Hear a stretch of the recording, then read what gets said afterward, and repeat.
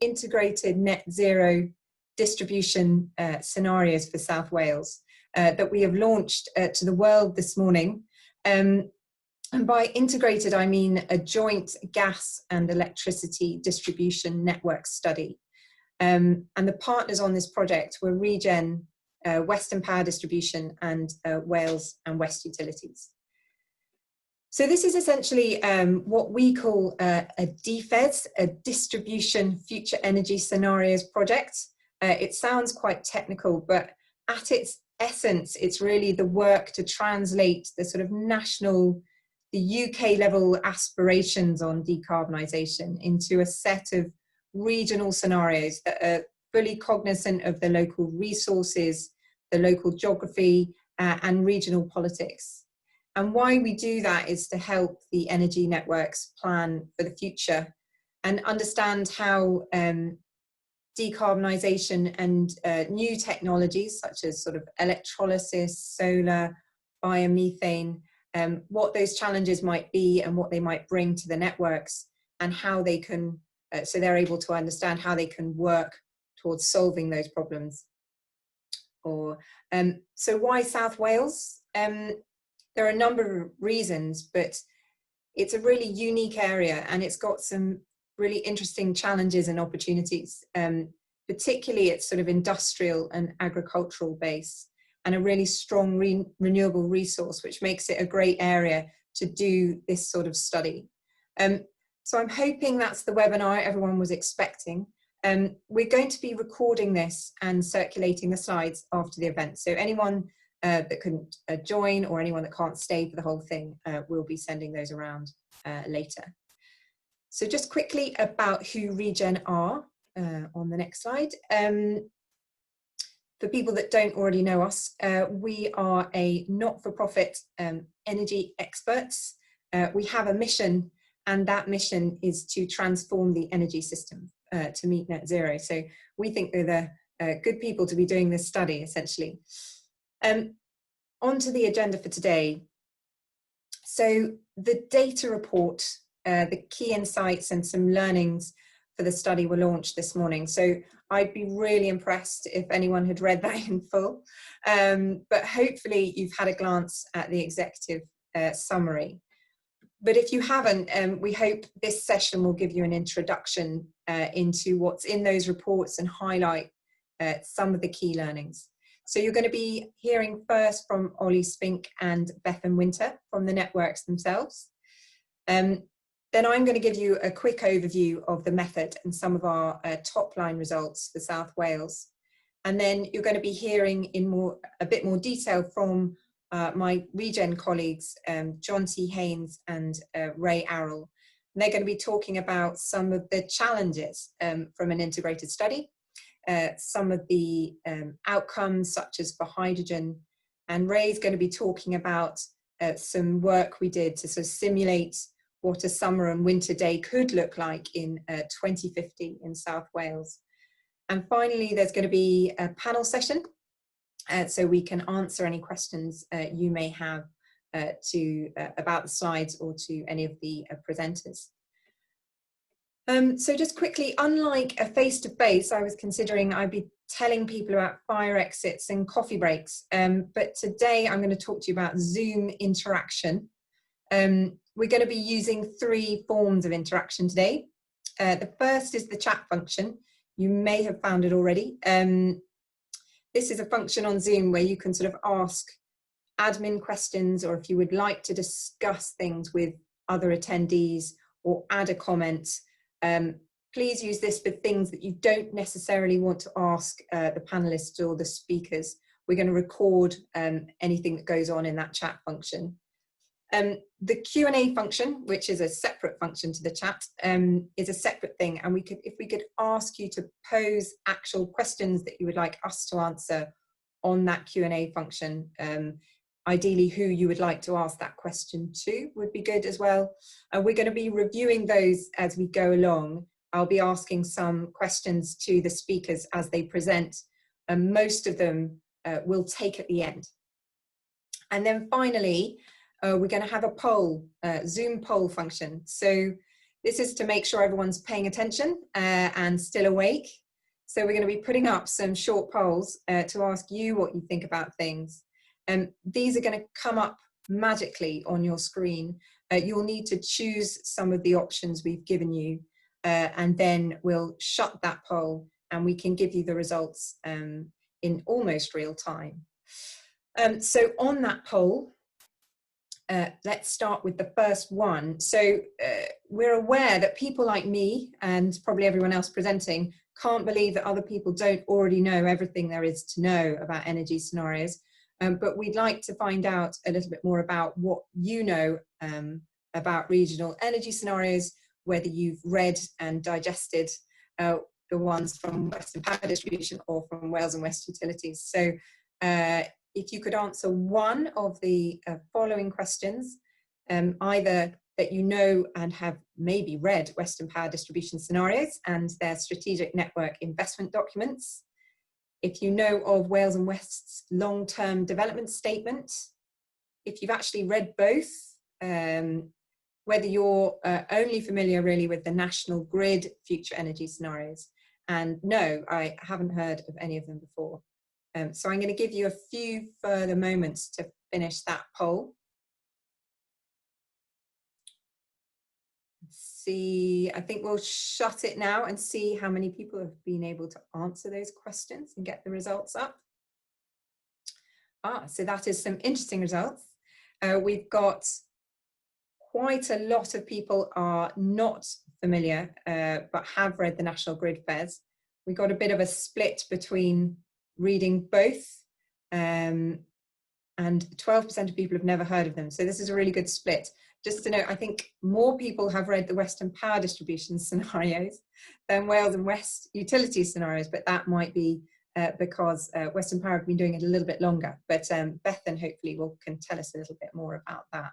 So I'm going to hand over now to Ollie Spink and Bethan to take you through the distribution networks perspective on this, and rather aptly, I like to say, they're going to be doing an integrated presentation. So I'm going to hand over now to Bethan.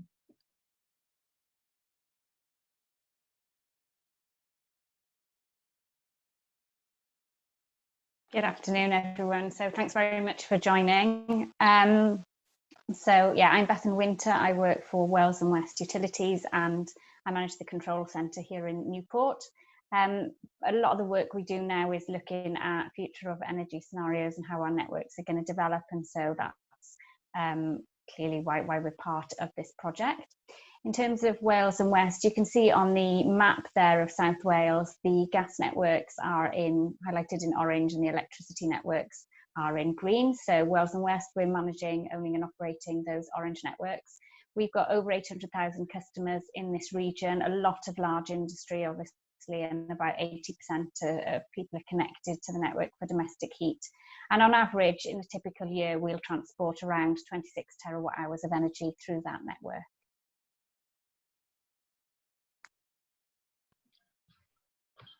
Good afternoon, everyone. I'm Ollie Spink from Western Power. I'm working in the network strategy team, which largely deals with the distribution future energy scenarios studies that we undertake with Regen. So thank you, Bethan, for that introduction, and the map there showing the area of South Wales that both ourselves and Wales and West Utilities distribute energy to customers. In our case, just over 1 million customers in South Wales and 11,800 square kilometre service area. As Bethan said, we've got quite a lot of large industrial customers, particularly in the south of the licence area. But in the last 10 to 15 years or so, we've seen a lot of distributed generation connected in South Wales, so that we now see it as an area with high potential to export power at times of solar peak, for example.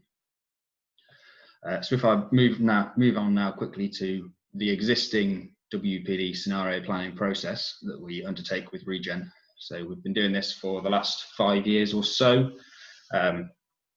undertaking a study for each licence area in turn. We've now gone round all 4 of our licence areas in Western Power Distribution twice, and now currently on the third go round.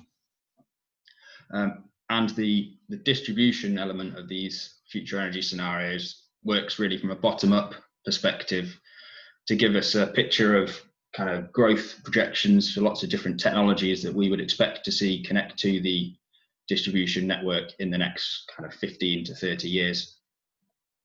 And I suppose looking at that poll that Poppy put up just at the start, and how this differs from the future energy scenarios, if you consider the national picture and the future energy scenarios as to kind of the UK level requirement for energy up to 2050, it's relatively agnostic as to where that demand and generation growth is going to be located, which is what we as a network operator are really interested in. So this looks more from a bottom-up perspective, taking into account local stakeholder input and the kind of geography and resource of our license areas, to try and work out when and where that growth will potentially manifest itself in our license areas.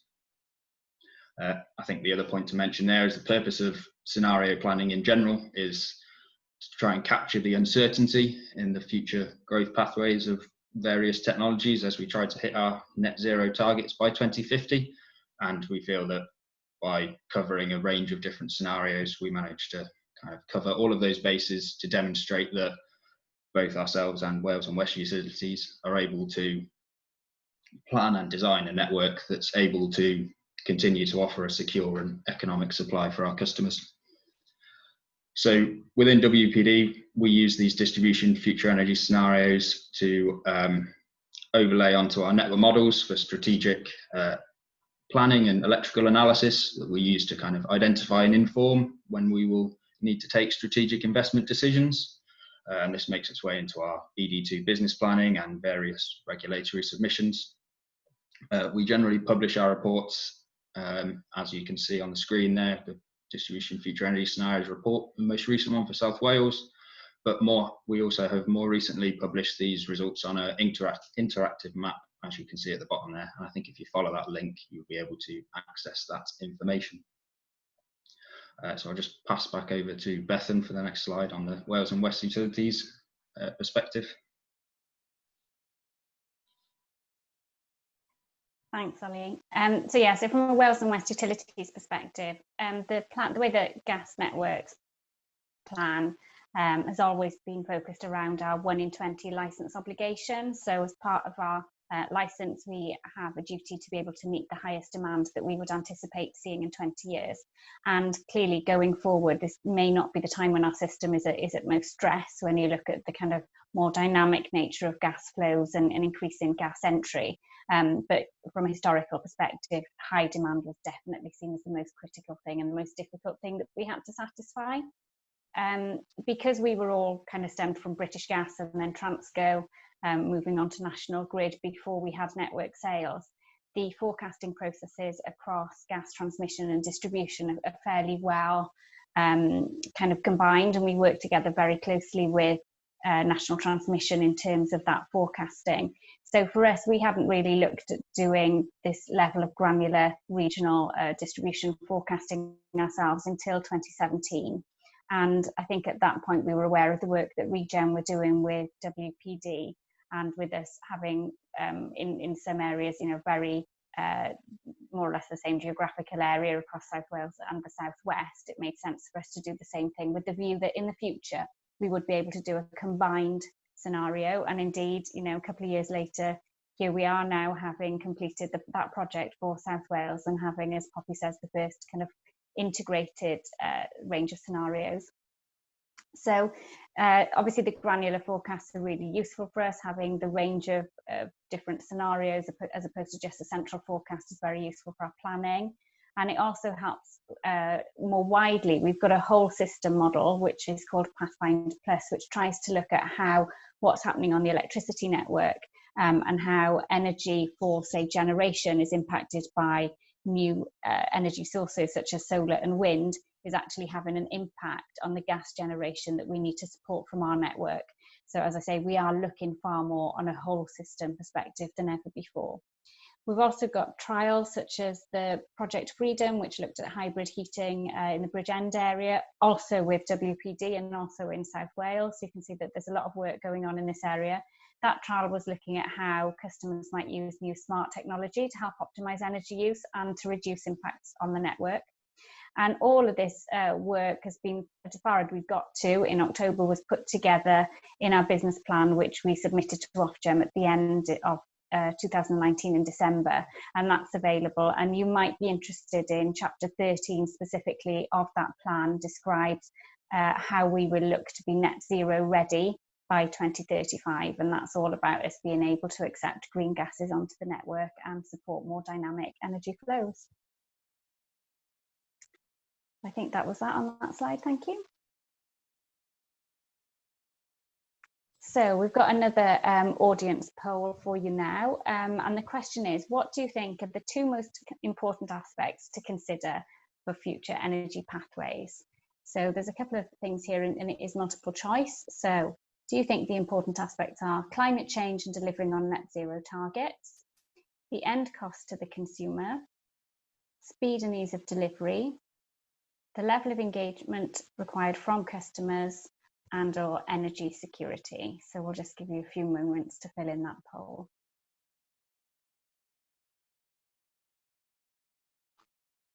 Okay, so I expect that will be closed in a few moments.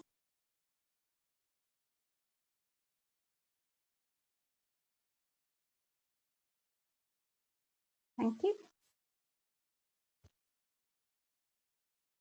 Okay, and some results. So again, overwhelmingly, we've got 89% of people obviously focusing on climate change and net zero targets, so a clear winner there.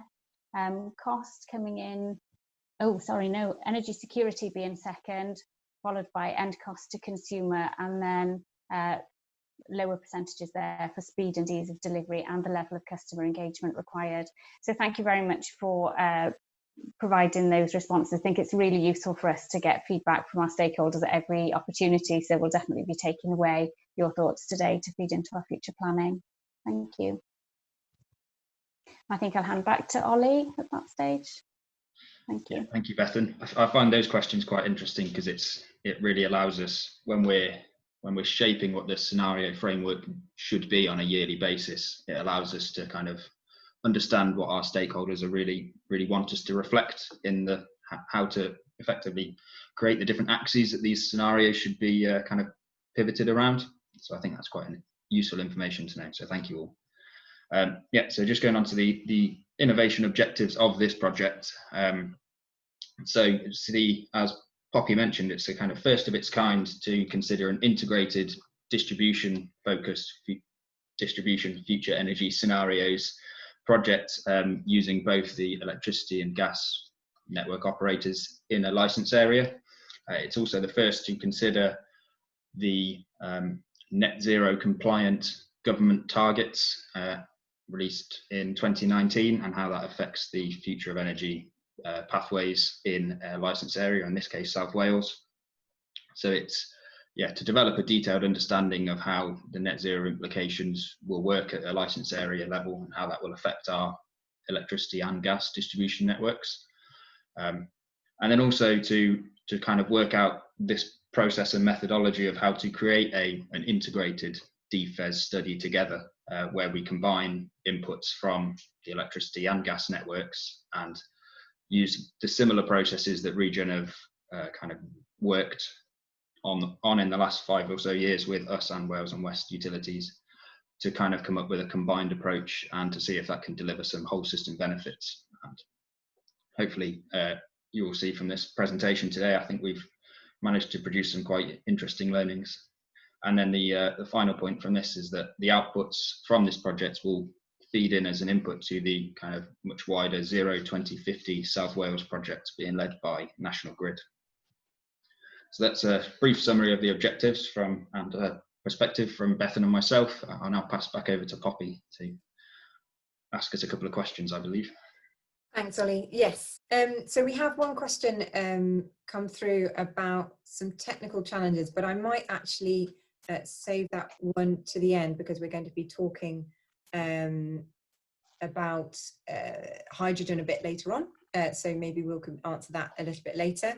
And there's a good question actually here from Will about how the work will show or quantify the economic benefits to Wales.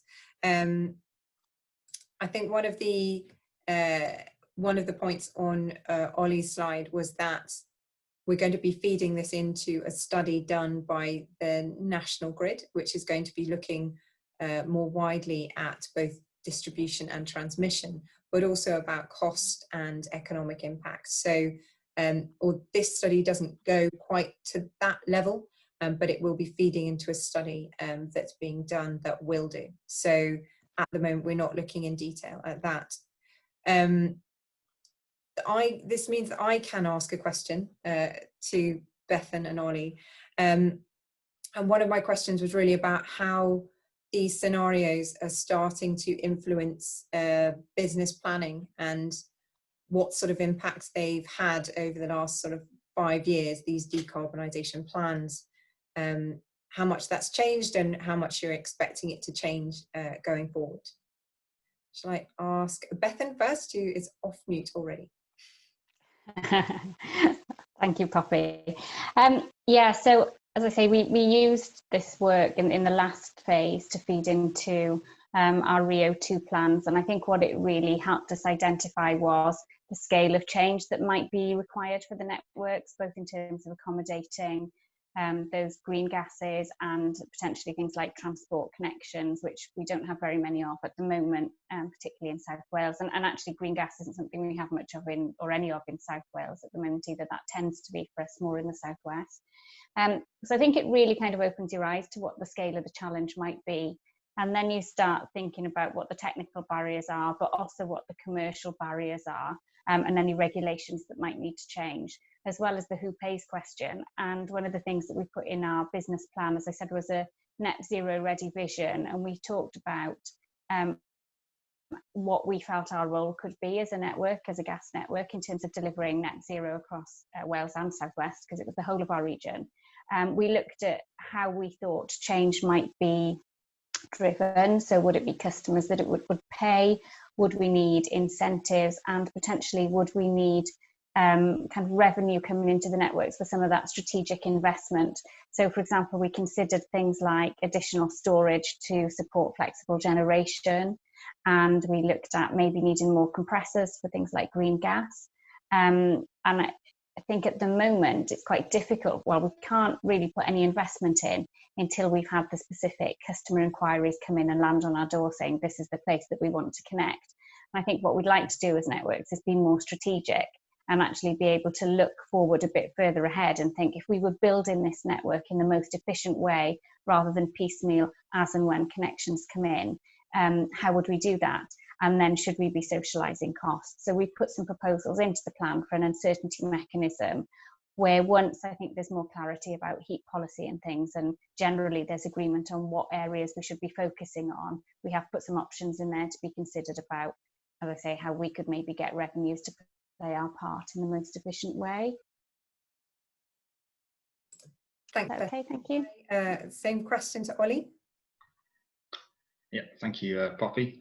So from a Western Power perspective, the primary use of the distribution future energy scenarios when we first started this process was to inform a detailed network review, which we call the Shaping Subtransmission Studies, which looks at our 132 kV and 66 kV networks for each license area in turn, and kind of overlays the scenario projections and with some quite detailed electrical analysis, and basically identifies where we think the pinch points might be, the network constraints on our network in the kind of, I suppose, 8 to 10 years out, which encompasses our next business plan. And we can work out really where we expect the constraints to be, and then we can work to identify some strategic reinforcements. And I suppose we considered mainly the subtransmission network at the start, because these are the sorts of reinforcement schemes which would take generally quite expensive and take quite a long time to complete. So they're the ones that we really wanted to focus on from a strategic point of view. Where the scenarios really plays into that is that when we can model the different growth pathways of various technologies, we can use that to identify almost the level of certainty that we think that a reinforcement may be required within the next, say, price control period. So if we see a reinforcement that may be required according to the scenario in for example, 2025 in a very high growth scenario, but maybe delayed out towards 2030 in a lower growth scenario, we can plan that kind of that aspect of the reinforcement as to how much it needs to be factored into the next business plan. And I suppose the final point to add on that is the distribution future energy scenarios, and this work has kind of really acted as a catalyst towards kickstarting our flexible power and signposting activities as we move towards a distribution system operator. So in the near term, what we call the pipeline, where we have a bit more certainty, I suppose, of the sites that we expect to build out, we can use this to identify where there could potentially be network constraints in the future, and we use those to signpost to customers in that area to see if they would be willing to contract with us to change the way they behave at times of peak where we could expect to see network constraints, to offer a different route to a reinforcement than a traditional kind of build reinforcement. It would be a more flexible solution by utilising our existing customer base. And I think the DFES scenarios and the subsequent work that it's kickstarted in Western Power has really allowed that activity to really blossom. Great, thank you, Ali. We're going to carry on now. We've got a load of good questions, so we will hopefully be addressing those a bit further on either in the presentations or at the end. So now I'm going to just quickly introduce you to how we framed the scenarios and to give you some of the results. So first up, next slide on the DFES methodology. Now, there is lots in the report on this, so I'm really not going to go into depth. I'm going to try not to. But essentially, we've already said it's about a bottom-up process that tries to prioritize local factors. And what we need to identify in that is sort of what, how much, by when, and where. And one of the caveats we just need to note is that it did not include transmission, generation, and demand in the study. So that's not including the really big users and generators in the area. So the first step essentially is looking at the baseline and the historic trends that we see for each technology and sector, which is then followed by a sort of known pipeline analysis, which looks at projects in planning and those that we are expecting, we know about and are expecting to connect in the next 5 years. Then the medium and longer term scenarios incorporate both sort of local factors such as energy resources, regional policies, some socioeconomic factors, land use. So for example, in South Wales, the designations where they're expecting more renewable generation.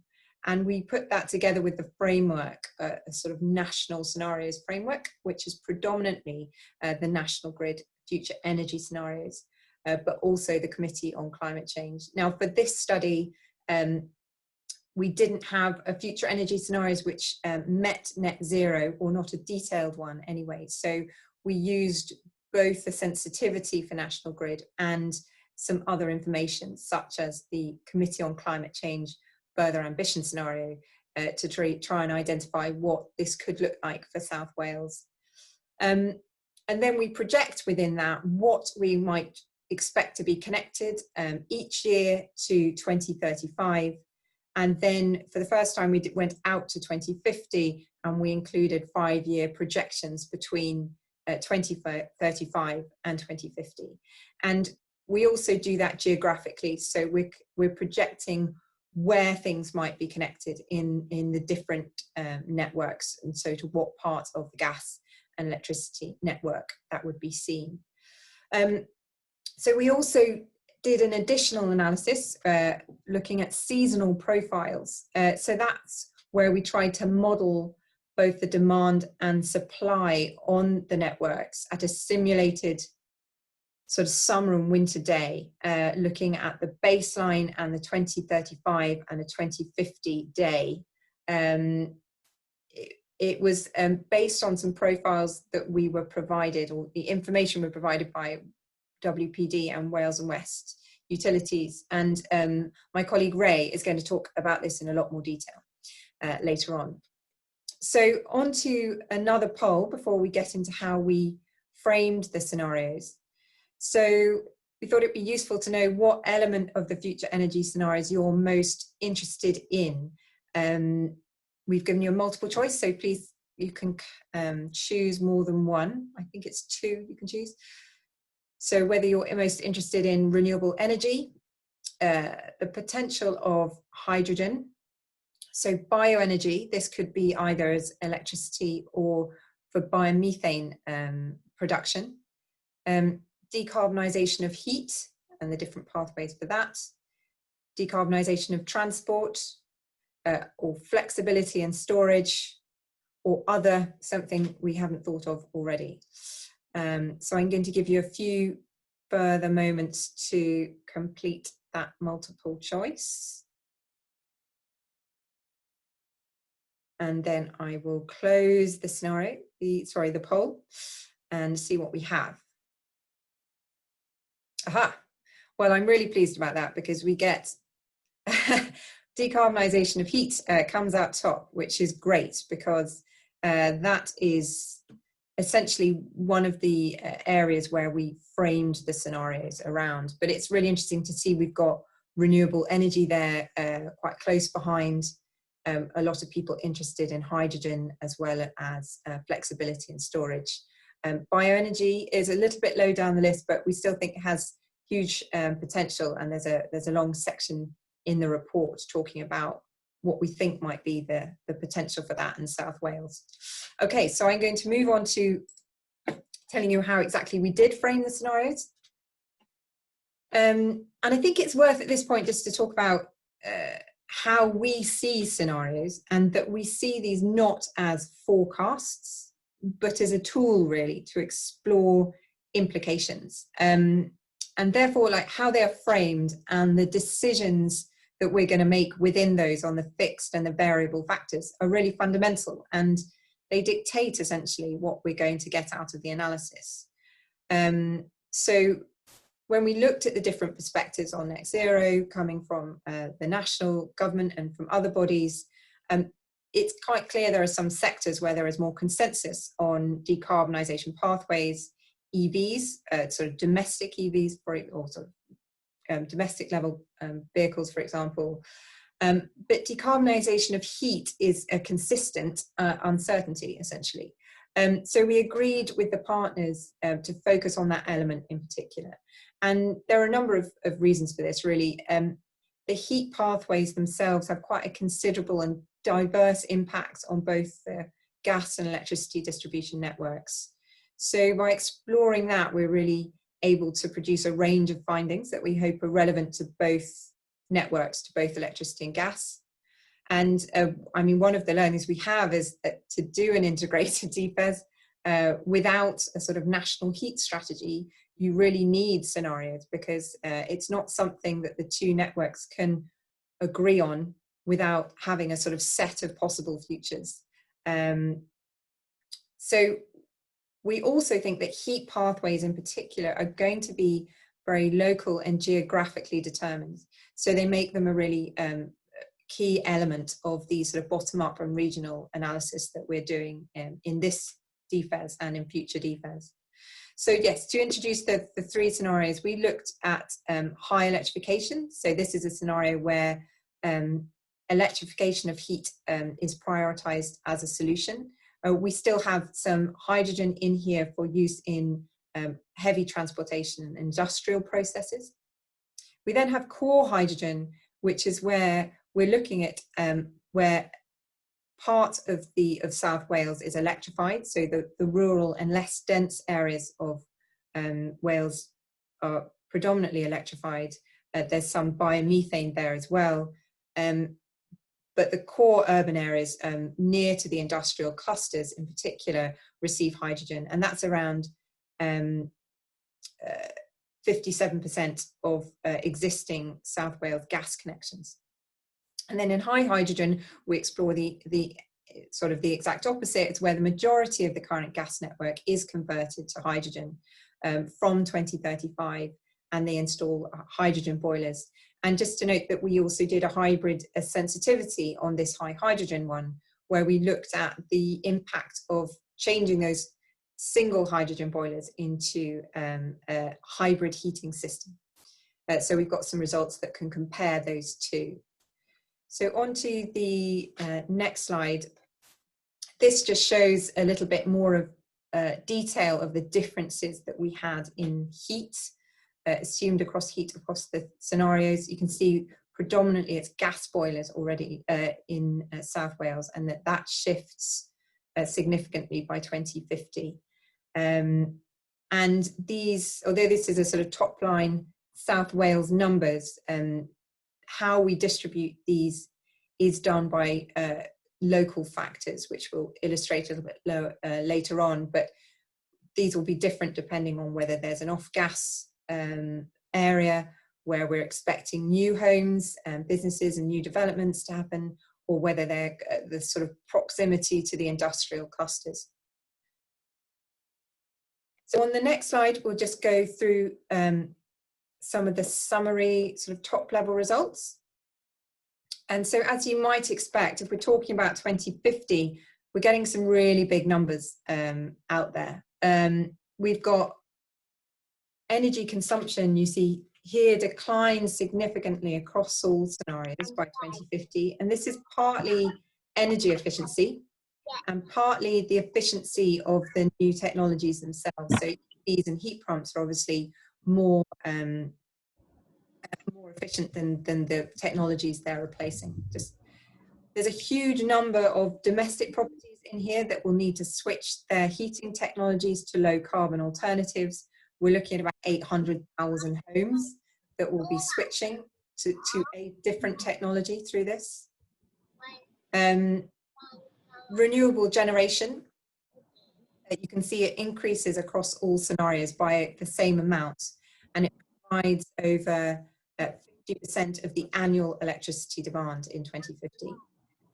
We're seeing over 1 million electric vehicles. I think it's 1.3 in the high hydrogen scenario. And that accounts for just under half of the electricity increase that we see across there. And then the big number on hydrogen is that we see around 15 terawatt hours of hydrogen used in the high hydrogen scenario, and conversely around 4 used in the high electrification scenario. So on the next slide, we can see one of the learnings we have really is about how the distribution supply of both electricity and gas versus demand. I think we've got somebody who's not on mute. Could I ask them to go on mute? Sorry.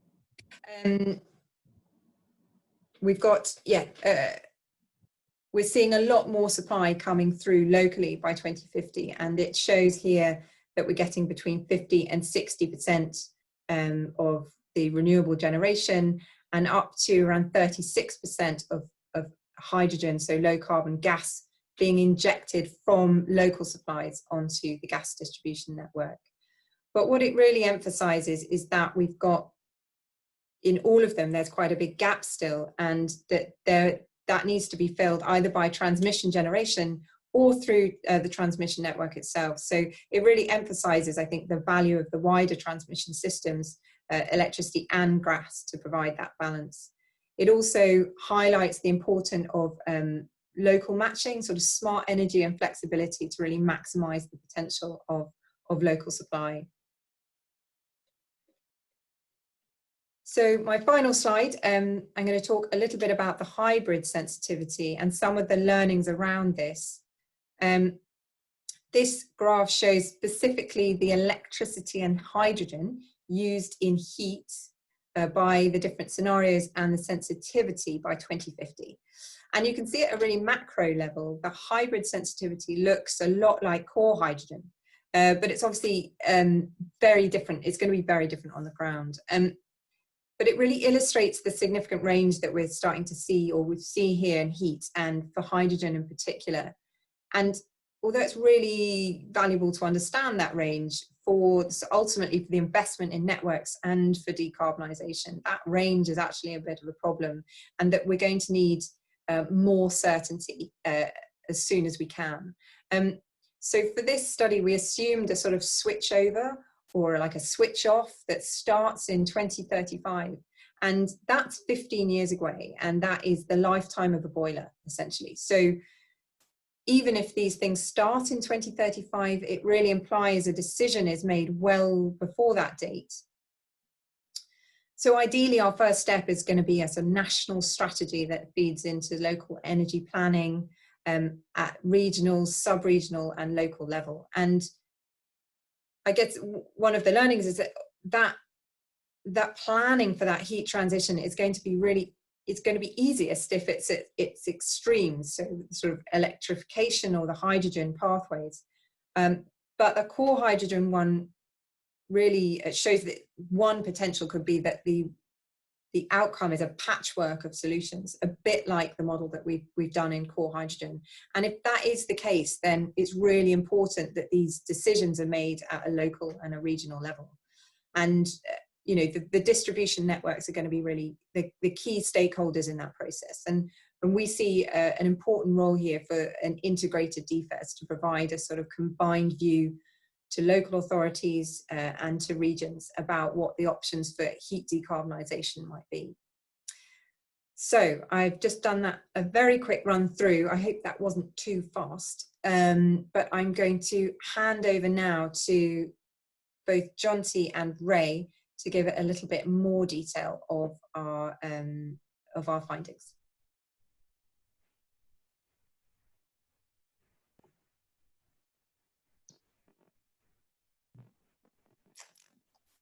Thanks very much, Poppy. Yeah,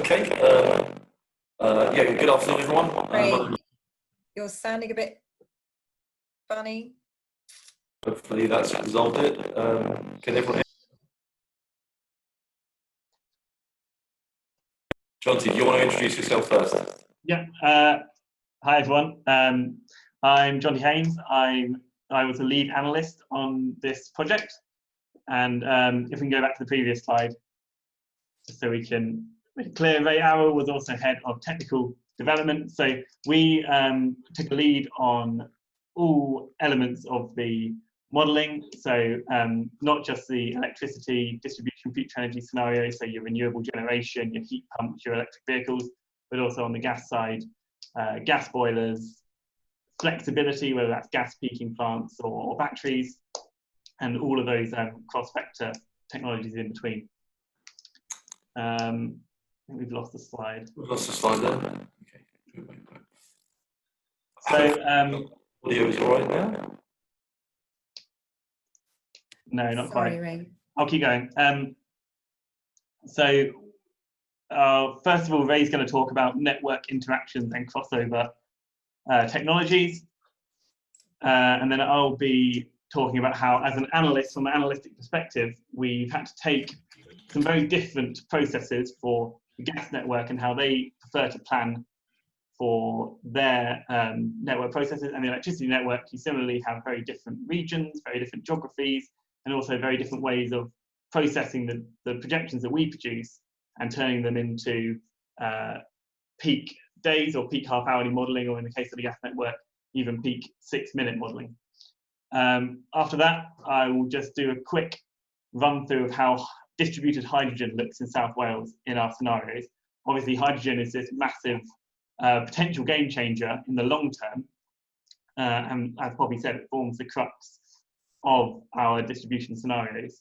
So I'll give a quick run through and a quick poll on how we think hydrogen might look in South Wales all the way out to 2050 in a net zero world. I have Should we just returned. jump ahead? Oh, Hoping that my audio is a bit more stable now. We getting thumbs up? Okay. Yeah. thumbs up. Sorry about that, guys. As much as I'm a Doctor Who fan, I don't really like to sound like Daleks. Yeah, thanks, Jonty, for teeing up. So yeah, Johnny and I want to talk through some of the challenges and approaches that we've basically taken to this as a first of its kind joint study.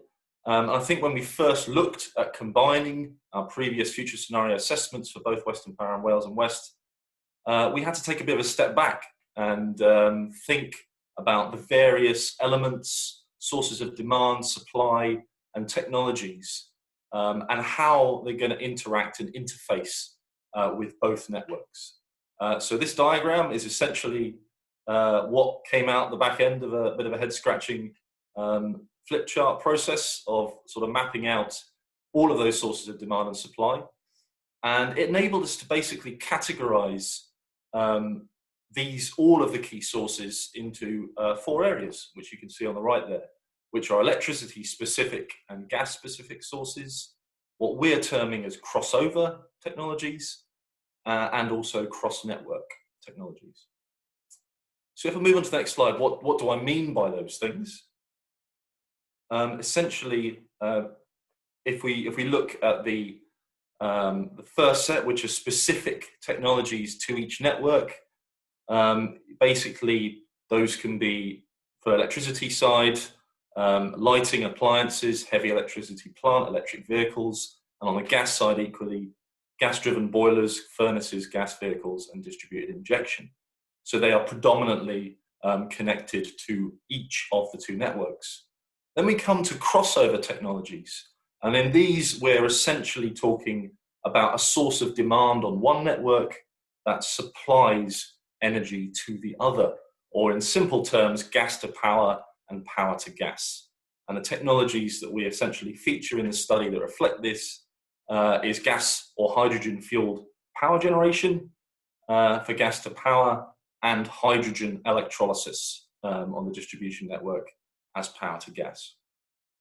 And then the last area is cross-network, which is essentially demand technologies or supply technologies that could technically use either network, which could be driven by market factors or time of year or essentially the operating philosophy of that site. And some examples of this are hybrid heating, where you could have 2 components of the heating system, one that's electrically fueled and one that's gas fueled. And then you've got bioenergy, the use of bioenergy, which Poppy touched on, which could be divert to anaerobic digestion for power export, or potentially for biomethane injection. If we move on to the next area, I'm going to pass back to Jonty to talk about some of the geographical considerations. Thanks, Ray.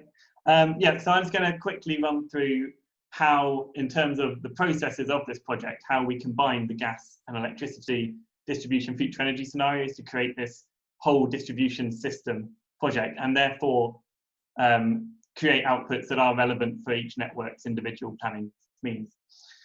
So Ollie and Bethan have already shown up this diagram, but as you can see, this is the electricity network and the gas distribution network in South Wales. And you can immediately see you've got sort of 3 very distinct areas. You've got in the south and the southeast, there's this industrialised, very urban Cardiff and Swansea kind of conurbation area, which is chock full of gas connections, industrial connections, potentially EV charging in the future. Whereas directly north of that, you're immediately in sort of Brecon Beacons, mid-Wales area. There's these very rural areas with a lot more limited connectivity, and maybe they have a lot of potential for things like wind power or biomethane production, but the network is not quite as dense as it is in the south, so you've got different challenges towards decarbonisation in these areas. And even in the west, you've got this sort of almost like a mix of the 2. You've got some areas and some towns that are very well connected, but also some very rural areas across Carmarthenshire and Pembrokeshire area. What this means for the modelling, Wales and West and WPD each have their own geographical areas called supply areas, which represent all the connections to the network in that geographical space. Naturally, these don't align. They're based on the literal physical network infrastructure that's in place, and you can see from the map, although it kind of aligns, it's not perfectly aligning, and the hierarchy of those network assets will be different across the region.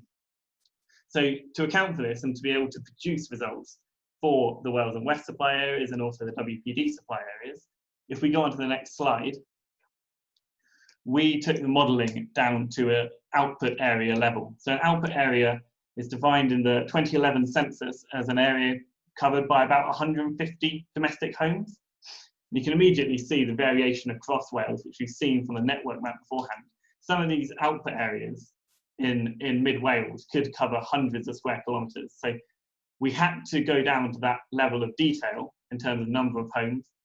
Anything higher, say a chunk of 1,000 homes, you wouldn't be able to represent the differences across the network. The extra benefit of doing the modelling to this level, and this is the reason why we keep doing these distribution scenarios for a more and more fine level of detail, is these results can then be aggregated up not only to these supply areas for each network, but to local authority level, to say parliamentary constituency level, to borough level, or even in the future, if the areas of interest for the networks change, we can sort of retrofit new areas onto the existing data. What that looks like in terms of a result, to put it into perspective, if we move on to the next slide, this is just an example of in the core hydrogen scenario, so as Poppy described, where urban areas and areas near industry are well served with hydrogen, whereas more rural areas and areas that aren't currently on the gas network are predominantly electrified. You can see that this level of granularity can produce really, really interesting results. And you can see this sort of patchwork of results here. In this case, it's domestic air source heat pump installations. So the darker the colour, the more homes in that output area, that chunk of 150 homes, are supplied by an air source heat pump. You can immediately pick out, I think, the urban areas, the white areas of Cardiff, Swansea, Newport, Newport Talbot, which, being served by hydrogen, have a very limited deployment of air source heat pumps as a result. Around that area, though, you've got these very dark areas where more off-gas homes exist and therefore are less likely to convert to hydrogen, but there's still a number of terrace houses, flat, semi-detached houses that may be very suitable for an air source heat pump between now and 2050. A further element of interest in the core hydrogen scenario is not just about, is it hydrogen heating or is it electric heating? In the mid Wales and to the north of the licence area, a lot of the homes are less suited for an air source heat pump, but maybe suited for a low carbon technology like bio-LPG or a ground source heat pump, for example. And in the west, in Pembrokeshire, and in certain areas across Wales, we've also modelled discrete biomethane networks. So where these areas are close to very good biomethane resource and can produce biomethane gas, that could be distributed on a local level for heating biomethane, similar to a current gas boiler now. If we move on to the next slide.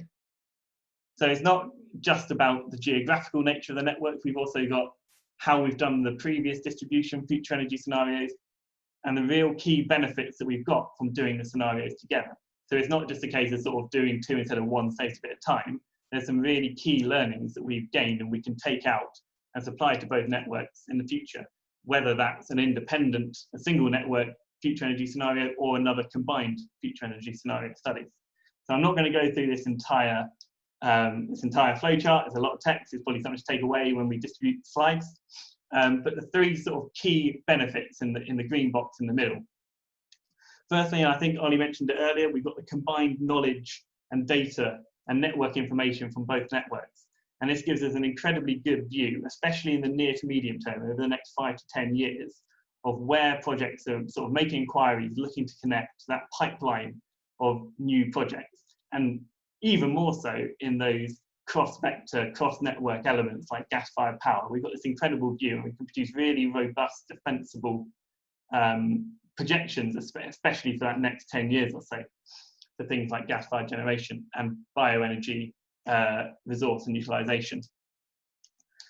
We've also got a level of detail by combining both distribution networks. You get this huge array of coverage that not only the elements that directly affect one network, but the elements that might indirectly affect one or both networks. So a great example of that, for previous electricity DFES rounds, we've done projections of air source heat pumps, ground source heat pumps, hybrid heat pumps. In terms of the gas network, we've modelled gas boilers, and as a result of the need to model all those very major elements of heating, we've modelled every element of heating. So everything from solid fuel to bio-LPG to the heat pumps and the gas boilers, and in the future hydrogen boilers. What this means is we have an additional array of information, stakeholder engagement, bottom-up, South Wales driven processes that we can apply to the output of the electricity network, who's maybe more interested in the levels of heat pump deployment or direct electric heating, but they have that basis of a whole heat system modelling. And then the final benefit of combining the three is that there's this level of consistency across both networks that are now singing from the same scenario hymn sheet, as it were.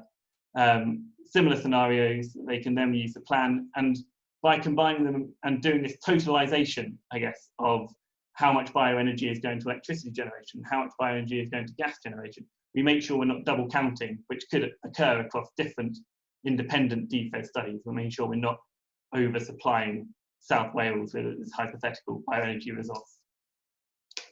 I think I'm onto a poll now. So hydrogen, obviously massive key game changer potentially in sort of, as Poppy said, 2035 and beyond. This isn't a massive element to this study, but it's an important contextual part of the scenario. So we want to know where you think hydrogen will be mainly sourced from to South Wales. Some of you may probably know a lot about hydrogen and might want to answer this straight away, but to just talk you through the options for those who don't. Locally produced green hydrogen from electrolysis. So we're talking about using low carbon electricity from things like onshore and offshore wind or solar PV to split water into hydrogen and oxygen and use that hydrogen for industrial processes, domestic heating, maybe transport fuel, etc. The benefit of this is that you've got the ability to balance by using excess renewables, maybe at particularly sunny or windy times when there might be lower demand. Blue hydrogen from reformation is using natural gas to produce hydrogen and then capturing the carbon that comes off from that process and sequestering it, probably in the North Sea or the Irish Sea. So what you end up with is you end up with a low carbon hydrogen gas with the carbon that's been pre-captured, and then that hydrogen can be burnt in individual buildings or industrial sites without producing carbon. In this case, would you expect it to be produced in the UK? Maybe in the northwest and northeast and Scotland, where they've got good carbon storage facilities, and then transmitted to South Wales? Or option three, could it be produced in South Wales and then fed to the distribution network using natural gas, either through the current UK transmission network or maybe at Milford Haven, where they take in LNG?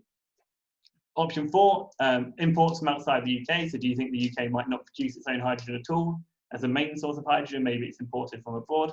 Or if you do have another, that'd be great to see in the chat or as a form of a question. So I'll give you 5 seconds to vote and then we'll see some answers.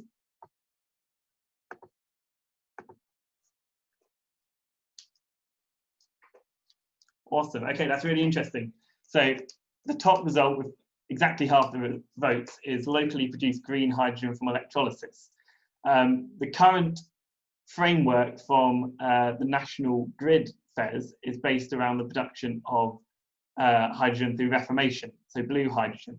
There's no right answer to this question.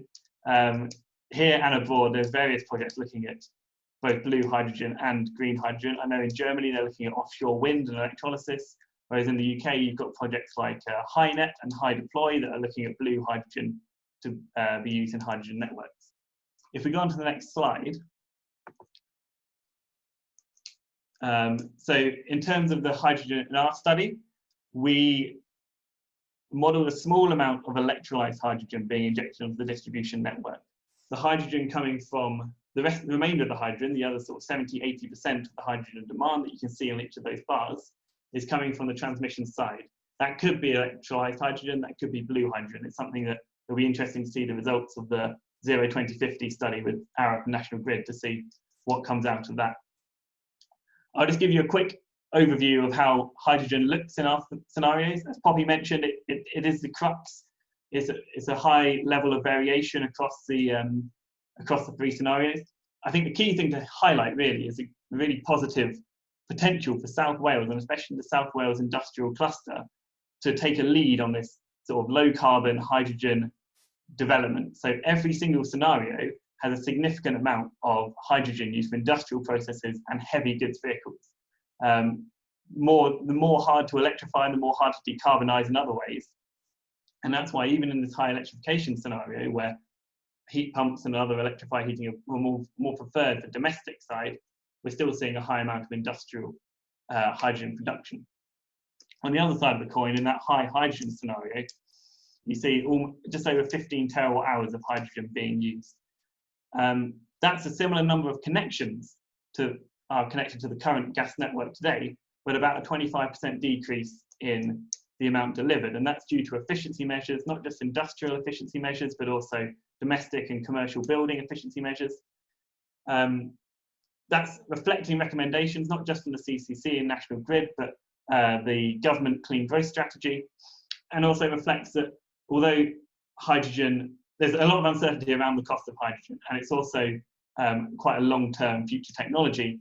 So it makes sense that a net zero pathway, when we're not sure which way we're going to be going, at least for the next 5 years or so, would still target those easy wins of energy efficiency. And that's without mentioning the sort of the comfort benefits and the health benefits that come with a more efficient home.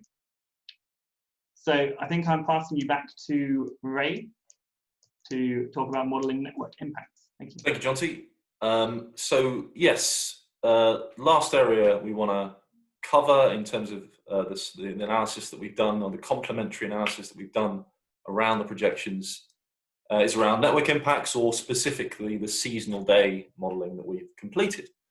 A focus of DFES studies is essentially around how much and by when. So the installed capacity of technologies in megawatts or biomethane, the number of EVs, the number of heat pumps and boilers, etc. But when it comes to understanding, the network impact and planning around these growth factors, it's also becoming increasingly important about how will those technologies be interacting with those networks at different times of year and also into the future. So part of the project was essentially to undertake this seasonal day analysis, as we've called it.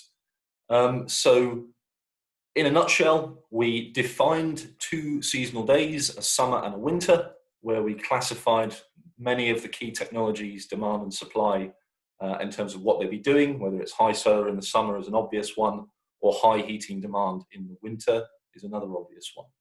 And we then basically lifted out projections from the scenarios for snapshot years, so baseline 2035 and 2050. We worked with Wales and Western Power to collect together a number of existing load profiles for all of those key technologies as they are today.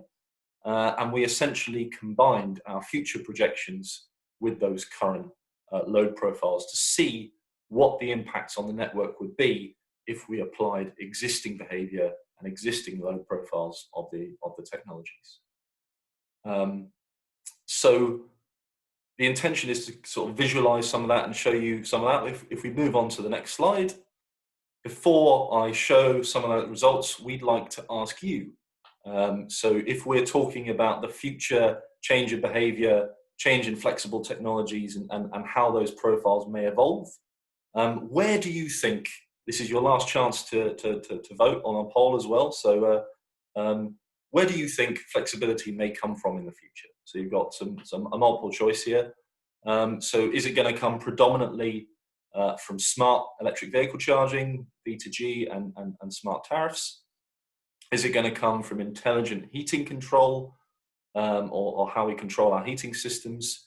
Is it going to come from commercial properties and large-scale to commercially driven demand-side response, or even commercially driven domestic demand-side response, for example? Is it going to come from electricity storage or energy storage? Or is it going to come from crossover technologies that I defined earlier, where we're converting energy between the two networks, power to gas or gas to power? So really keen to hear your views on this. We'll give you another 5 seconds to say this is your last vote, so make it count. We'd really like to hear your views. I think we'll close it there and flash up the results. Interesting to see electricity storage. Okay, so comes out on top as 66%, and EVs and crossover technologies are coming up behind. So that's really interesting to show, and hopefully reflects some of the analysis that we've done on these seasonal profiles. So let's get into it. If we go on to the next slide, I can talk you through some of that. So essentially, if we first look on the electricity network for a moment, and the high electrification scenario, what you're seeing on the left there are some of the graphs they're sort of kicked out of the seasonal day modeling that we've done. You've got distributed generation on the left in the summer at the top and winter at the bottom, and you've got electricity demand on the distribution network on the right in the summer and winter as well. So what is this telling us? It's telling us a number of things using the existing profiles and existing behavior that we have for these technologies, multiplied by the projections that we've got out to 2050. The potential for co-located storage to shift some of that PV peak into the evening, where in the summer where the demand is peaking, reflecting some results from the poll that we've just seen. Electricity storage definitely has a role to play. And similarly, you can see a big slice of the layers there is around electric vehicle charging demand, as it is currently reflected in the profiles that we're using. So the potential for reflecting smart charging, smart EV tariffs, V2G, and things to move some of that electric vehicle load closer towards that distributed generation peak in the summer could also be quite interesting. And we've also touched on hydrogen electrolysis that could also move or even shift some of that electricity generation into hydrogen in some parts of Wales as well. On the winter, we've got very similar views around the electric vehicle charging, shifting potentially into other parts of the day. And we've got a fairly flat distributed generation that's in the model that we've set. We've got quite a high windy day, and obviously if there was not a lot of wind on that day, the generation would be notably lower than you see there. And I think because in this high electrification scenario, we've got over 800,000 properties with heat pump variants installed, the potential for heating demand profile to change significantly based on energy efficiency measures, how efficient those heat pumps are operating, and also the way that they're controlled could dramatically change demand profiles on a winter's day. So if you move on to the next slide and have a look at the gas network. So this is under the high hydrogen. We've got gas demand here in the baseline at the top, and then we've got the high hydrogen in 2050. And I've also included a snapshot from the hybrid sensitivity that Poppy mentioned earlier. So again, in this scenario, we have significant amount of properties that are modeled with hydrogen heating systems by 2050. So the demand profile that we see there is, in terms of gas fuel supplying it and hydrogen supplying it, is going to be highly dependent on the thermal efficiency measures and the energy efficiency conversion of those technologies. And in the hybrid sensitivity, we've kind of modeled their estimation, a snapshot of what we think a hybrid heat pump system could operate like. So switching between the air source heat pump component and the boiler component, but essentially that profile is going to hugely depend on what those hybrid heating systems look like, how they're designed, how they're controlled, and the home that they are providing, or the commercial property that they are providing heat to, could massively affect the profile shape of gas demand, or demand on the gas network on a winter's day. So if we move on to the next slide. So I guess our conclusions and recommendations from dipping our toe into the water of seasonal day profiling is that, first off, I guess electricity and gas networks do have a potentially different view of peak loads on their network. Applying existing profiles and low profile shapes for current technologies into the future isn't really reflective of what we think future behavior and future profiles may end up being. And there's also a difference between what we're classing as dispatchable and non-dispatchable sources of demand and supply.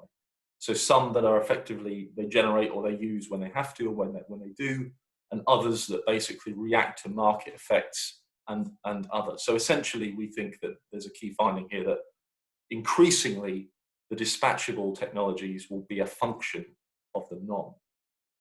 So our recommendations on this is to first, networks collaborating around defining a suite of shared days, representative days, typical days, or peak worst case days for use in network analysis. So building on the existing work around this, not saying that we're starting from scratch at all here. There's a lot of work that's gone on there around this, but reinforcing the need for a shared set of days.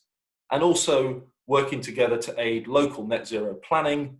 Networks could also collaborate on developing future smart, flexible profiles that basically echo that smart and flexible response to the network, as well as reflecting other things like national pricing, time of use operation, and also commercially procured flexibility. I think I'll leave it there and hand back to Poppy. Thank you very much, Ray. So that's the substance of our presentations done with, and we've got loads of questions, which is great to see. I'm going to try and start with questions that will be going to Ollie and Bethan. I think the first ones, there are a number of questions at the beginning around the practicalities of hydrogen and biogas injection into the gas grid, and whether it can be safely used for heating and how well it can be blended. I wonder if you can give us, these are really big questions, Bethan, give us a quick overview of where the industry is perhaps in what it's investigating. Yeah, that's fine. Thank you very much. So there are obviously different options with hydrogen in terms of whether we're looking at blended hydrogen, as you mentioned, so up to 20% volume, 7% energy is kind of proportions that are being talked about at the moment, and that's being worked on through the HyDeploy project at Keele. Is probably the main project looking at that at the moment. There's a private network at Keele University which is testing some of that theory. Pure hydrogen or 100% hydrogen, again, I think the main project that kicked a lot of that work off was H21, so looking at Leeds becoming a hydrogen network in its own right. So I don't think we've mentioned Gas Goes Green. Yeah, I know somebody in one of the questions I think had mentioned the Pathways project that ENA have been looking at, and that's a project that's been looking at decarbonising the gas network, or the whole of the UK gas network. And as part of that, now kind of branded as Gas Goes Green, it just shows the amount of work that's going on in this area. So you're absolutely right in terms of, I guess, focusing on network, and I guess where I come into it, the specific challenges that we're looking at are around gas quality, around how do you actually make sure if it's blended that your blend is right, how do you make sure that the customers that are going to be receiving that gas are ready for it. So in the case of blended hydrogen, there's probably some customers who could just continue using their appliances as they do today and there would be no impact at all. I think other customers, for example, people that have turbines and things, might have more difficulties if there's a range in that gas quality. So say gas quality, gas measurement, billing, there's all those sorts of things, as well as actually how do we get the capacity in the network. So locationally, where would it be coming in, and have we got the right flows and pressures and storage in that part of the network to manage it. So I guess on the one hand, absolutely, really big challenges, really diverse challenges is the bad news. I think the good news is that there are a lot of people out there looking at this at the moment and appreciating how important it is that we find solutions to those problems, and work and trials are going really well. So we're confident that we'll get over it, albeit there's a lot of work to do in the meantime in terms of getting us there. Thanks, Bethan. So I think we've got some specific questions, but some general areas. So I'm going to start with general areas first, and then I'm going to move on to maybe some specific questions. If we don't get around to answering your question, then we will after the event. We'll send those directly. So Ollie, there's some number of questions about. There was one interesting one about whether there was potential for sort of integrated investment into networks, so one side to that might aid the other side, but also some questions about areas that perhaps have constraints at the moment and the ability to make strategic network investment in areas, and how that might be changing going forward.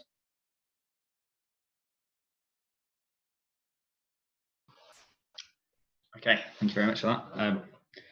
Yeah, so this is an area of work that I think as an industry we're slowly, or not necessarily slowly, but coming around to the idea that for the next kind of price control periods, we as an industry need to be demonstrating that that we're able to consider a more whole system approach to local constraints, and to try and understand where there are potential areas of excess capacity on the gas network and how that could interact with areas of the electricity network. And I think this work that you've done and we've done in this project demonstrates that some of those crossover technologies are quite important and where they could be located within a license area.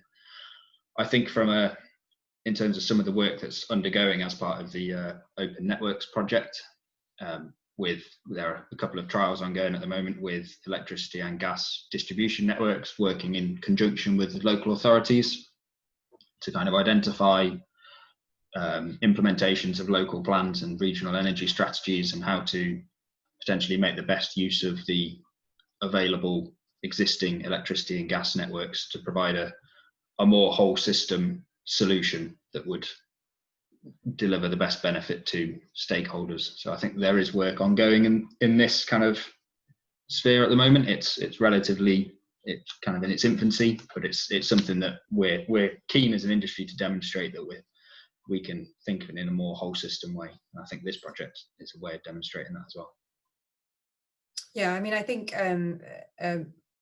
I might bring in Ray quickly here in terms of, I mean, it's one of the things that we explored around how sort of hybrid and heating the gas to power, power to gas, that it is starting to happen anyway in the various technologies that are being installed and thought about.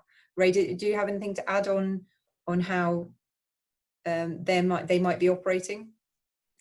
Not specific, I guess not on operation. I mean, one point I was going to mention was that whole system thinking around future forecasting is definitely a priority for the networks. Some work that Regen did with the ENA recently around the network innovation strategy. There was a conclusion that one key area around innovation work in the next 2 years should be around exploring the benefits of whole system thinking, and that can be across the board from transmission, distribution, gas to power, and also networks working with their local partners and authorities as well. So yeah, I think I'd echo comments there that whole system thinking is definitely something that's here to stay in terms of network planning.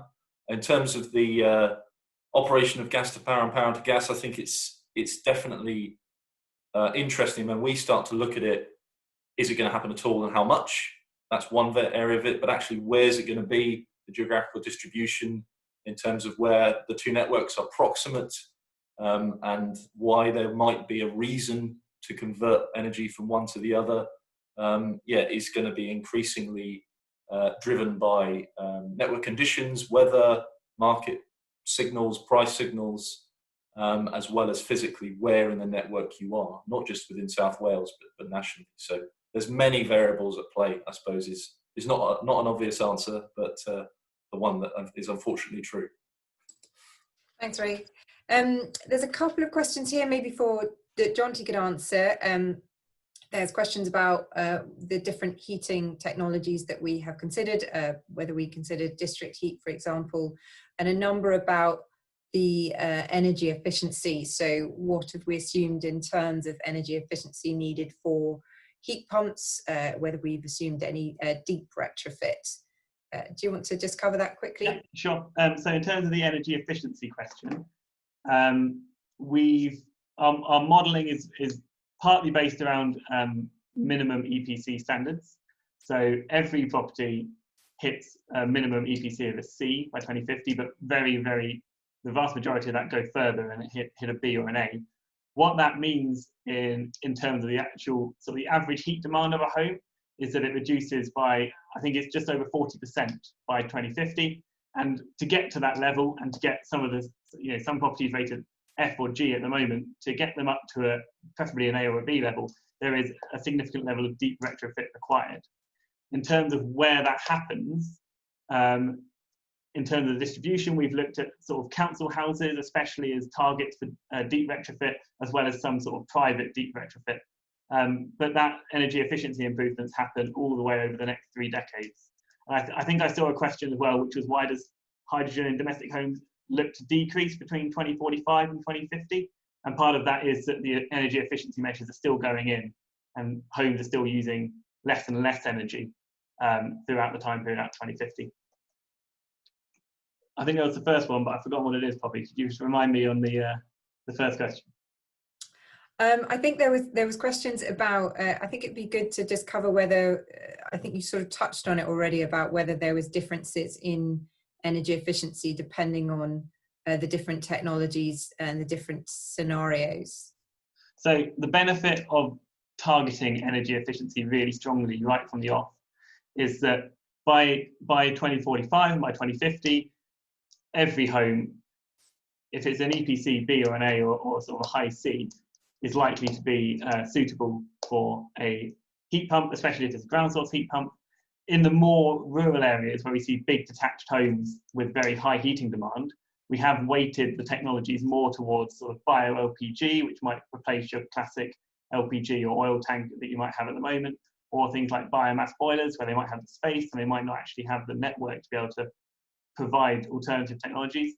But in general, especially in the high electrification scenario, the vast majority of houses do become sort of heat pump ready.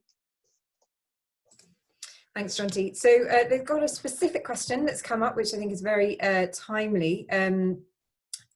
Mr. Anonymous, or Ms. Anonymous, sorry, how have the current changes in energy demand during the COVID crisis affected your thinking on future energy scenarios? Now, funny enough, we were doing this during the COVID crisis, so I can say that we won't have factored it into the numbers that we did, but I would have, I'd like to put that question, I guess, to Bethan and Ollie. Perhaps we can, it'd be good to get a sense of what you've seen from your perspective. Shall I start with Ollie first this time?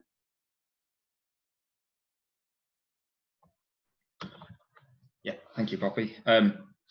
So from what we've seen as a distribution network operator in the kind of recent past is quite a big reduction in demand on a kind of license area level, mainly from industrial commercial demand that isn't open at the moment, I suppose, which coupled with potentially some quite high summer sunny and windy days in summer. In the early part of this summer, we've seen, I know the system operator was interested in potential issues with excess generation from distributed generation on our networks, potentially combined with the low demand on a kind of national level. So in the recent past, that's been definitely something that's on our radar, which has been managed by the system operator. So I think impacts of COVID-19 going forward on potentially changing behavior of customers. I think we may see a general, if there is, for example, a move towards more home working, then we could see a reduction in the miles driven and a potential reduction in transport demands that we could factor into future scenarios. I suppose, yeah. Not many more bits to add from my perspective. That's fine. Thanks, Ollie. You don't have to answer the full question. You just get to get your thoughts. I think one of the things I just mentioned is that I believe the FES, the National Grid, are planning to put out a sensitivity from their 2020 scenarios that looks at what the impacts of COVID might be on that transition. Bethan, is there anything that's popped up in gas that useful to note? So yeah, I mean, obviously it was a really interesting time because not only did we have changes because of lockdown and people working at home and some industry being off at the outset, but we also had incredible weather, didn't we, for April?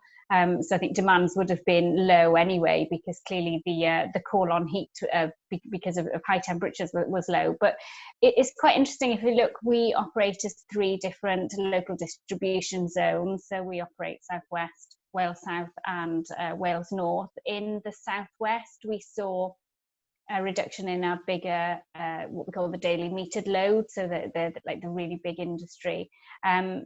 We had a reduction of about 7 or 8% at the outset, but after Easter in the Southwest, that seemed to jump back up to normal. So it felt as though there was quite a quick recovery in the Southwest. We don't know why that is, but it's what the numbers seem to be suggesting.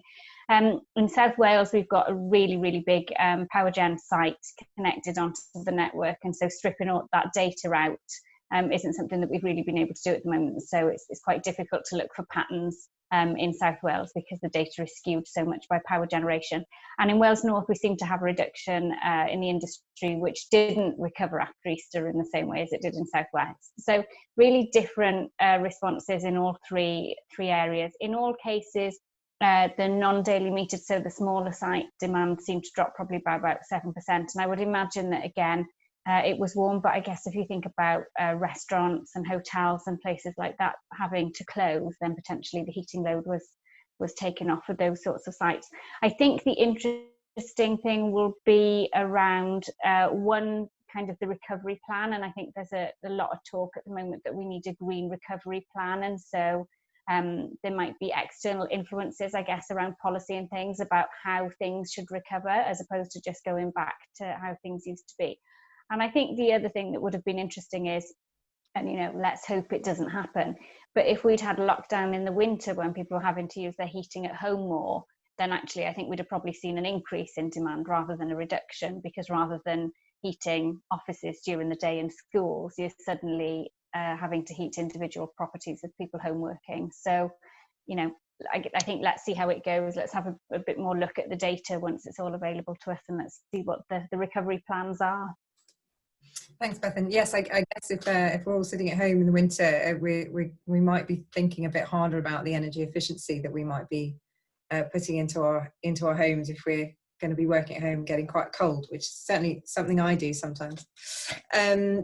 So there's a number of questions that might be interesting for Regen and Wales and West WPD to answer about how quickly we can transition, whether 2050 is soon enough.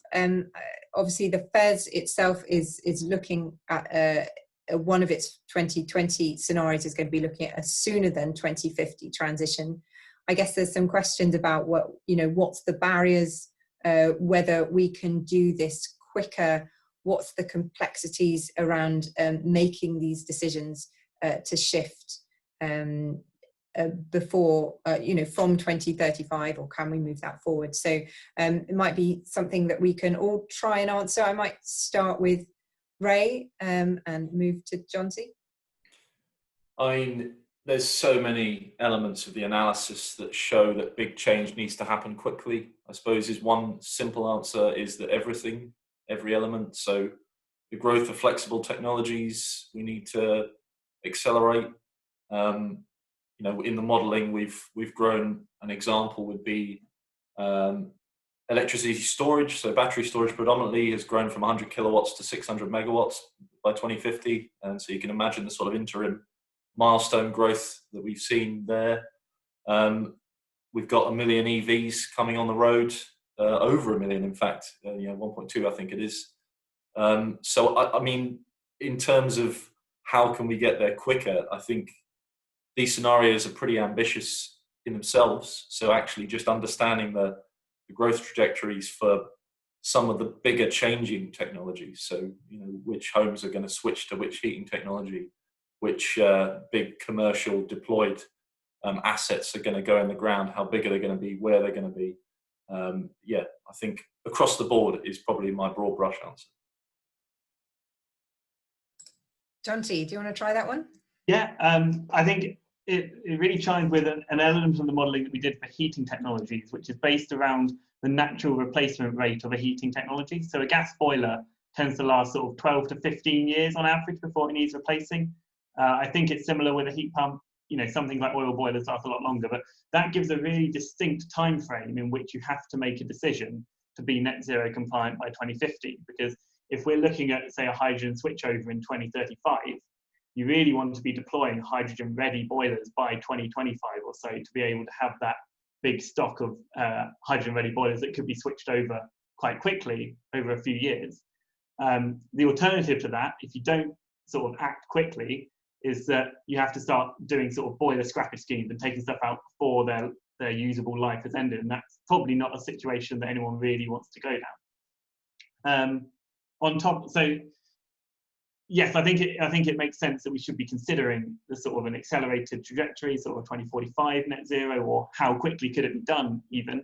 As you said, the National Grid is looking at this. And the benefits of this study is that we've now shown 3 pathways for the distribution networks to hit net zero. And in this case, it's in 2050, but then we can take that and look at, okay, so if this needed to be accelerated by 5 years, what decisions need to be made, what changes need to be made. And then also, you've obviously got a lot of easy wins that can be done in the near term, regardless of when the net zero date is or how we get to net zero. Your things like energy efficiency is always going to have a positive impact on carbon. Getting more green gas into the gas network, getting more renewable energy into the electricity network, they're all things that can be done and supported within the next sort of 5 years, and they can be compliant with any kind of net zero future that we end up going for. Thank you. Shall I go to Bethan first for any thoughts on accelerated? Yeah, I mean, I think I just echo what Jonty's just said, really. There are some things out there like getting more green gas into the system, which is, you know, they're just a no-brainer, aren't they? They're absolutely going to be a quick win. You know that it's going to be used. Same with renewable electricity. I think there's an interesting graph in the report, Poppy, that, and again, I can't remember which bit that it's come out of, but it shows the different rates at which the different scenarios are decarbonising, and you can see that some quicker in the shorter term and then others kind of speed up and take over in the longer term. So there didn't seem to be an absolute clear winner from that. So as you say, I think the National Grid Affairs will publish something on this in July as well. So it would be interesting to see what assumptions they're making. And I think the other thing that we need to remember is we focused here very much on what's happening within, you know, with the customers that are connected to our distribution networks, and you've already acknowledged that a lot of the energy and the green energy we're relying on being imported from elsewhere in the UK. And so I think, as well as understanding what's happening in our regions, we do need to have an eye to what's happening and what's coming in from elsewhere in the UK to understand kind of what the quickest answer is going to be. And Ollie, quick transition. Well, I think you've seen quite a lot of swift change in the last 10 years. So it could happen again? It could do, yeah. There's always a chance. One thing I'd like to bring up about the results that Jonty and Ray have been going through is that one thing I found particularly interesting is that the renewable generation was relatively consistent in all 3 scenarios, and there wasn't much divergence in the renewable generation on kind of a license area level.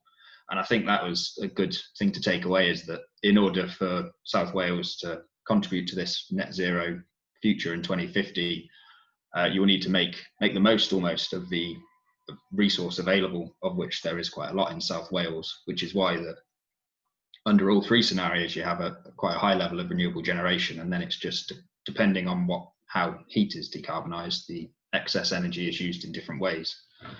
So I thought that was quite an interesting thing in terms of reaching net zero. There will be some technologies and some generation technology, especially, which are fairly consistent regardless of the scenario that we end up following. Yeah, from our perspective, we're doing our best with the kind of the flexible power products and the various active network management and so on, in order to try and connect customers to the distribution network, potentially ahead of where reinforcement will be required, which allows us to have a bit more controllability of how these customers interact with the network. So I think there is, and I think it's something we've worked on quite a lot in the last five years or so, in offering out ways to connect to the network and ways to interact with the network to kind of facilitate quicker growth than effectively what we need to deliver.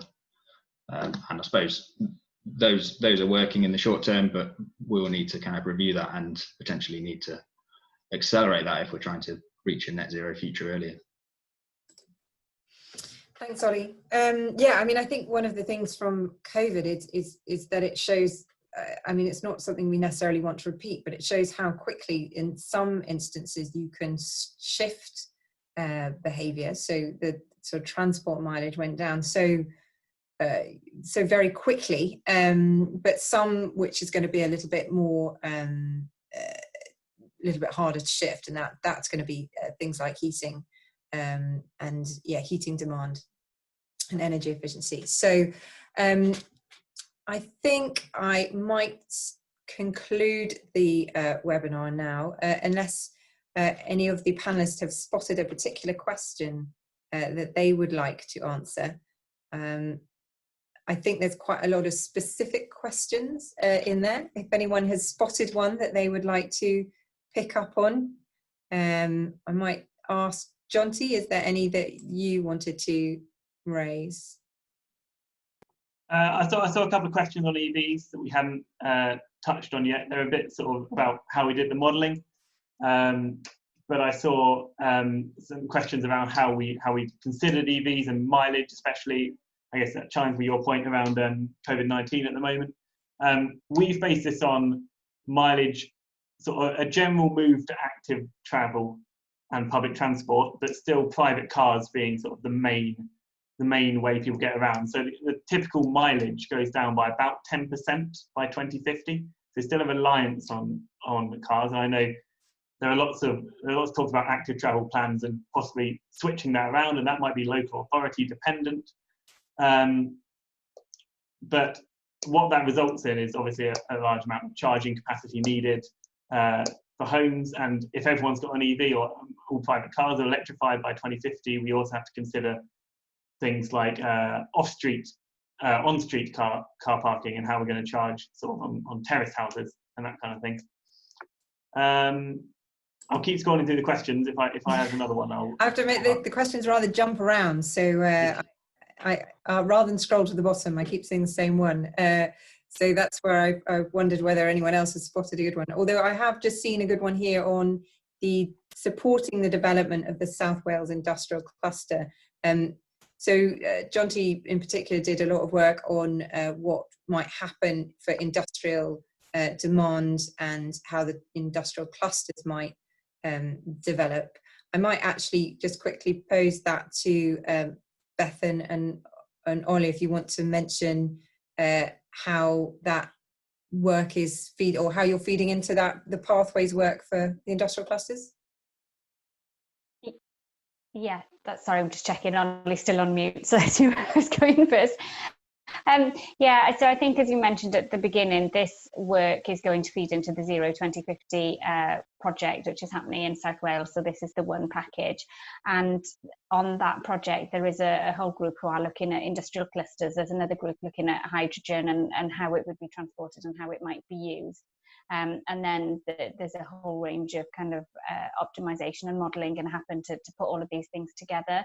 So certainly we are working with the industrial cluster via that route and other routes. I think there is an awful lot going on at the minute, and it's I guess it's trying to see where all of those linkages are and make sure that we're taking learning from any one project into another and vice versa. And I think where maybe one project comes up with a slightly different approach to something else, we just need to appreciate why that is and whether we've made different assumptions or whether we've been looking at kind of different learning from those projects. But absolutely, yeah, industrial clusters, and particularly I think they're very keen on hydrogen at the moment. So that's definitely something that we're looking to support.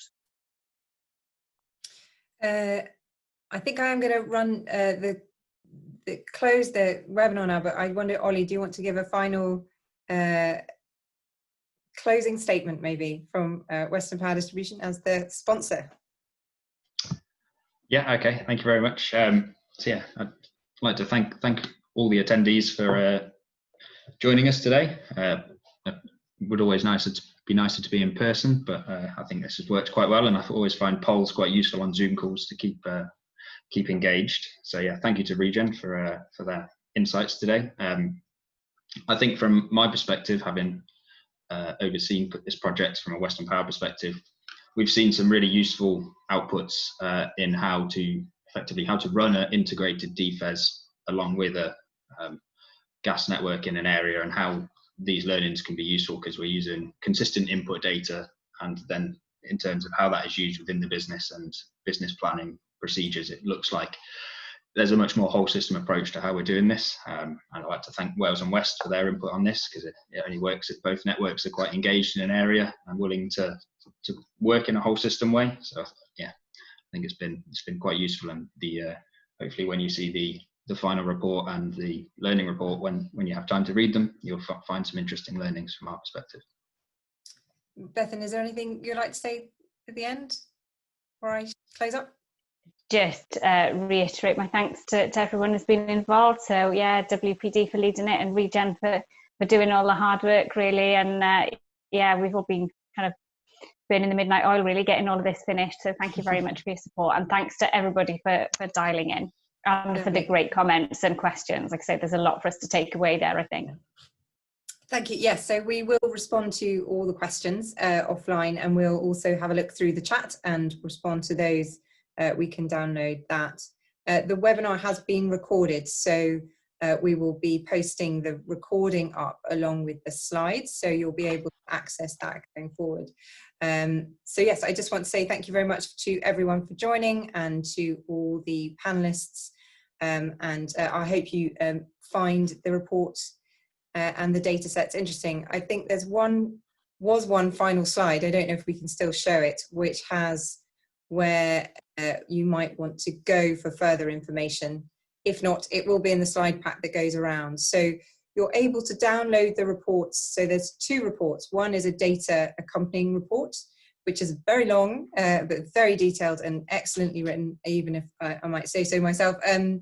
There's also a shorter learning report where we focused a bit more on the methodology for integrated analysis, our learnings on that, and some recommendations for how it could be made more consistent and work better going forward. And to get your hands on the actual data, you would have to contact Wales and West Utilities for the gas data, and Western Power Distribution for the electricity data, but you can download the reports from us. So I hope that has been useful, and thank you very much for joining.